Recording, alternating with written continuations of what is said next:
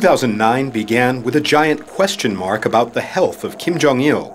The North Korean leader remained out of sight for a number of significant occasions, including the launch of a long-range rocket that angered the international community. A few days after that launch, Mr. Kim appeared at a parliamentary session, looking gaunt and withered. Experts say that supported the widespread belief Mr. Kim suffered a stroke. Yang Mu-jin is a scholar at Seoul's University of North Korean Studies. North Korea fed its version of the story to the people, saying the reason Kim looks this way is not because he's lost his health, but because he works day and night for the people, visiting work sites and so on. Pyongyang also rallied public support behind the country's nuclear weapons program and conducted its second nuclear test. In South Korea, Dongguk University professor Ko Yu-hwan says the test was aimed at pressuring the United States.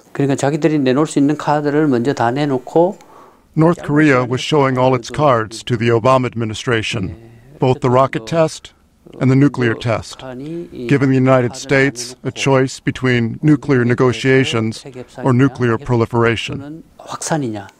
A few months later, the death of former South Korean President Kim Dae-jung offered the chance to warm diplomatic relations with the South. Senior envoys came from Pyongyang to pay respects and meet with South Korean President Lee Myung-bak, whose hardline policies earned him the title of traitor in the North's official media.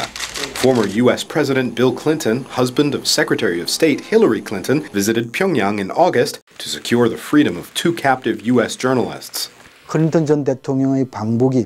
Even though Clinton's visit was mainly about the release of the two female journalists, in the bigger picture, it was beneficial for both parties.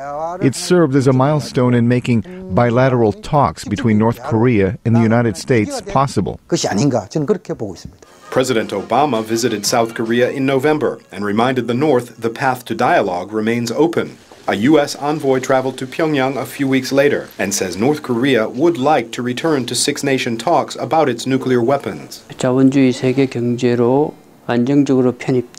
We view the North as being at a moment when it can enter global society and join the global economy safely, or it can move toward implosion as its economic crisis deepens. South Korean officials say that 2010 may open on a bright note, with six-nation nuclear talks opening as early as January. Kurt Achin, VOA News, Seoul.